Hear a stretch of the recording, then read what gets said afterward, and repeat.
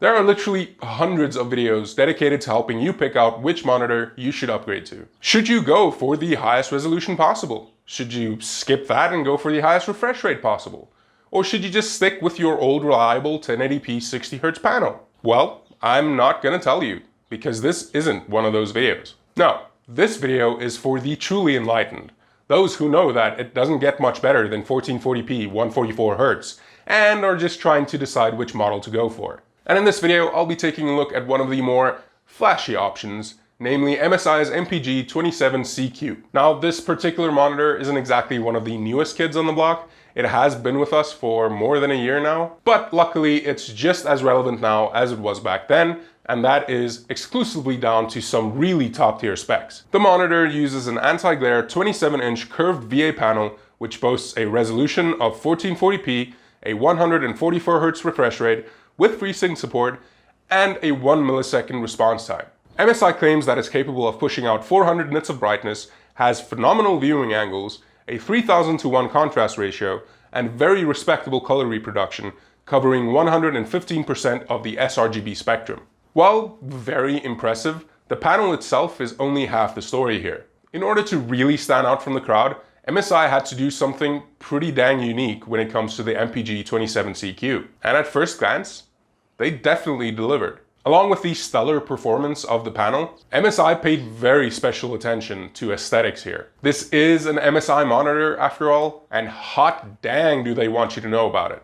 It follows MSI's gamer look pretty much to the T with its red and black color scheme, its industrial look and sharp edges everywhere. It's almost like frameless design. And oh my friggin' lord, all the RGB. This was one of the first, if not the first, gaming monitor to offer this much RGB. The back of the monitor features a circuit board cutout design with RGB flowing through the whole thing, and it legitimately looks so sick. But as lit as the RGB is on the back of the monitor, it's on the front of the monitor where things get really interesting. Right underneath the fairly unobtrusive MSI logo sits 5 lighting zones, each diffused just enough to look amazing while still, not kind of blinding the crap out of you. These lighting zones on their own are really cool aesthetically, but the real kicker here is that they can also actually be legitimately useful. With the help of SteelSeries' GameSense tech, those lighting zones can be used to display actual in-game stats. Think something like your health bar, your mana bar,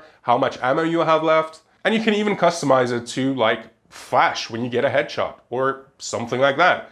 Yeah, it's really freaking cool.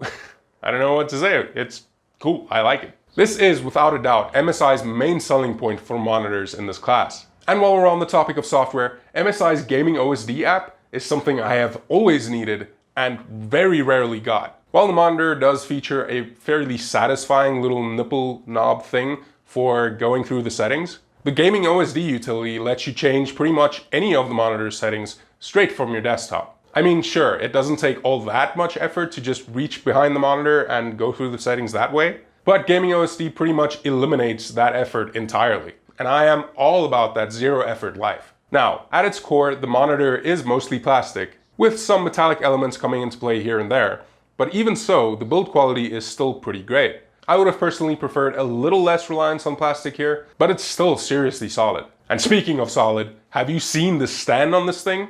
It's friggin' absurd. The gray metal stand is absolutely ginormous and just a little bit intimidating. Like, you could do some serious damage with this thing if that's something you wanted to do. I don't know what your life is about. And it kind of has to be that sturdy, because it allows for some seriously smooth and really effortless adjustments. The monitor can be height adjusted, tilted up or down, and from side to side with pretty much zero effort, and without the whole thing, toppling over. The monitor also allows for a ton of penetration.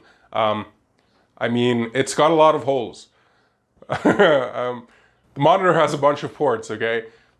It's got the best ports. We've got 2 HDMI ports along with a single display port in the back, along with one USB 3.1 Type B port, and a mic in/line out port. Also on the back, but also kind of somewhat on the side of the monitor, sits a headset connector, a mic connector, and two USB 3.1 Type A ports. And lastly, the Optix MPG27CQ usually sells for around $450-ish. or around 11,500 Rand for my South African friends. Which is where things start to get a little iffy. What you're paying for here isn't just the display. You're paying $450 for the display, as well as a fair bit of cloud. The Optix MPG27CQ is a fantastic monitor, no doubt. But so is MSI's own MAG271CQR. And this particular monitor sports the exact same 1440p 144Hz curved VA panel, most of the same features, and currently comes in for around $100 less than the MPG27CQ.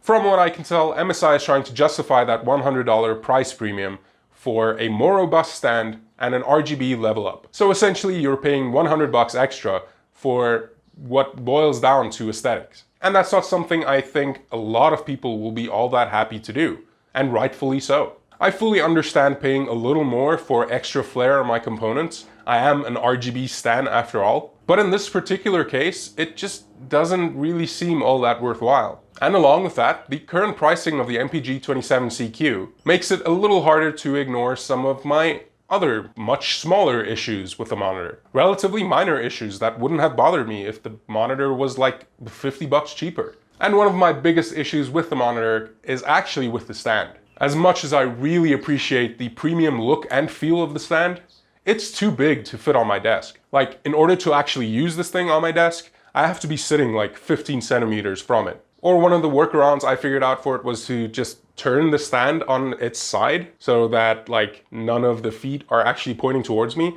and to just turn the display fully to the right as far as it can go, which obviously not ideal. But luckily the monitor is VESA mount compatible, so you could just go out and buy a cheap one or use the one you already have. But that would also mean that the stand that you definitely paid a little more for is just sitting in a corner collecting dust. Surprisingly, my other issue with the monitor was actually with the RGB. And even more surprisingly, I'm not talking about the ones on the front of the display. I think that if you're really that distracted by the light bars on the front of the display, you need to grow up. Yeah, no, the lighting bars on the front of the display are really awesome, even though the list of games that actually fully support it could be a little more impressive. But no, it's actually the RGB implementation on the rear of the monitor that I take very small issue with.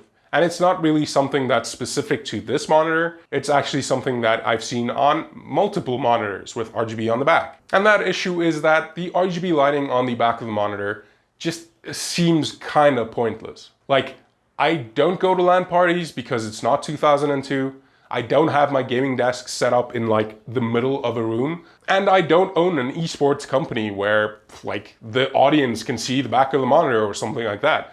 It just really seems kind of pointless. Don't get me wrong, the circuit board design, customization, and the fluidity of the lighting on the back of the MPG27CQ looks friggin' phenomenal. But I have yet to see any kind of monitor with RGB on the back where I am actually able to see that RGB with any sort of regularity. That's not to say that there aren't people who would appreciate said lighting. I just feel like there are a lot more people who would appreciate it if they could actually see it after setting the monitor up. Like, if the RGB on the back of the monitor was bright enough to act as like something useful, like a bias light kind of thing where you can actually see it behind the monitor, or just like an RGB strip that reacts to what's happening in game, that alone would justify the monitor's price tag for me instantly. Now, with all of that out of the way, here's how it all breaks down. The MPG27CQ is a fantastic monitor, and MSI should be proud of what they created here. Its build quality is impeccable. Its performance is top tier amongst monitors in this class. It has some of the best viewing angles in the entire game. And if you're into MSI's gamer design language, then it's one of the sexiest monitors around. It also brings features to the table that you don't really get on other monitors. Like, I especially love the integration with SteelSeries' GameSense tech, and I crap you not, the Gaming OSD app is just crazy useful. But again, all of that does come at a fairly hefty price. A price I wouldn't recommend paying unless you're even more obsessed with RGB than I am, or have deeper pockets than I do, which admittedly isn't all that deep. That's kind of sad. Support me on Patreon, help a brother out. If you're just looking for a fantastic 1440p 144Hz monitor and still want a touch of RGB goodness without the completely insane stand, then something like MSI's own MAG271CQR just makes a whole lot more sense at $350. And speaking of making sense, it makes a lot of sense for you to smash that like button if you like this review, and for you to get subscribed, along with hitting that notification bell if you want to see more videos like this. And as always, if you want to help the channel directly and help me keep the lights on here, when South Africa's electricity provider actually does their job, then feel free to check out my Patreon link down below. And finally, this review would not have been possible if MSI South Africa didn't send it over for me to review, so big shout out to them. And yeah, hope to see all of you in the next video. Tot ziens!